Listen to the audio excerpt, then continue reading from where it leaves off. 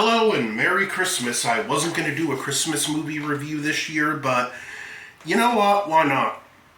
So I'm going to talk about the 1999 TNT production of A Christmas Carol starring Patrick Stewart. We all know the story by heart now, and I'm not really going to go over the story details, but there's not. If you're going to do a one-to-one adaptation of A Christmas Carol, the main thing you can do to differentiate yours is casting a great Scrooge, which they did. Patrick Stewart really nailed this role. He's not my favorite Scrooge. That is the George C. Scott. Kind of ironic, though, that we would have two TV productions that would both have some pretty heavyweight actors in the role of Scrooge. But the TNT one came out in 1999, and being a big Star Trek fan, Captain Picard is playing Scrooge. I have to see this, and I wasn't disappointed. I seen the movie, liked it, and kind of forgot about it over the years. I seen this at Walmart today, at the beginning of the month, and I was like $10 sold. I got it, and it was enjoyable. The costume design, set design looked good. Cinematography was more than adequate.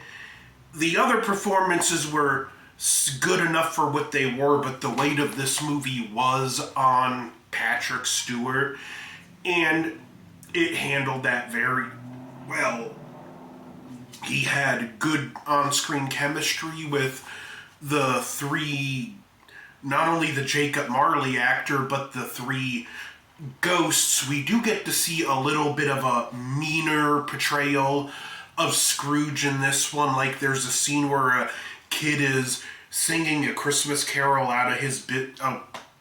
outside of his business, and Scrooge opens the door with his cane and chases the kid off like he's gonna hit him, and it does make his transformation at the end a lot more impactful. And I always enjoy the setup with the three ghosts, where even though he is kind of affected by things he sees in the past, it just makes him angry. But people with regrets do tend to look back on their past with anger because they just see the regrets.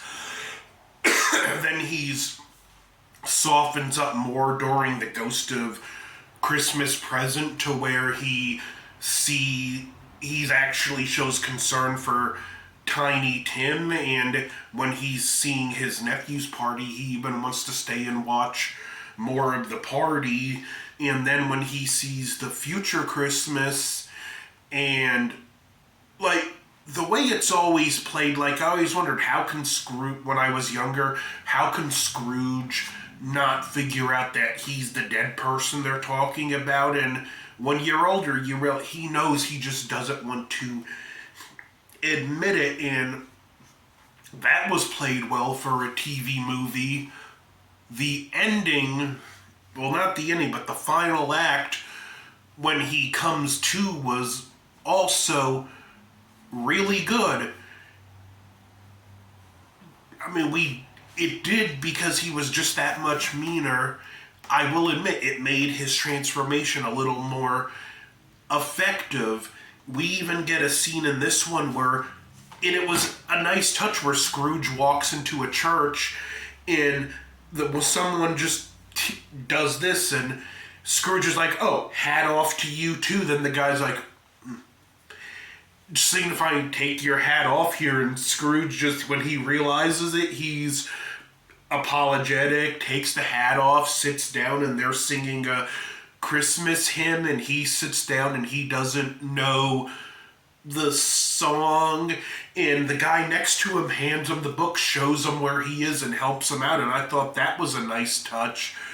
We also have a good callback to a scene earlier where Scrooge gets angry at these kids, and this time they throw a snowball at him and he just grabs a snowball and throws right back at them. So we get, again, the payoff scene where Scrooge becomes a changed man works really well. I do feel like in negatives, this probably could have had a stronger cast to support Scrooge. But for what was a 94-minute runtime, including commercials, like, it was a TV production. You have to keep things tight, and because of budget, you're probably not going to be doing too many takes. That being said, this is one that came out as well as can be expected. Another good combination was when Scrooge was with Jacob Marley. Patrick Stewart and that actor had the right kind of chemistry for those characters together. But that was TNT's Christmas Carol. Got this on DVD at Walmart. I'm sure it's on Blu-ray, probably not 4K. But, as I said before, not everything needs to be in the best possible HD. I enjoy this movie. Well, I enjoyed this movie on standard definition back in the day. I enjoy it on DVD. And even if I were to watch it on 4K, it wouldn't affect my enjoyment of the movie. It still gets a recommend from me regardless of the platform you're watching it on. So, Merry Christmas. Like, share, comment, subscribe, and Happy New Year when I will finally return with the Return of Godzilla-thon. Over and out.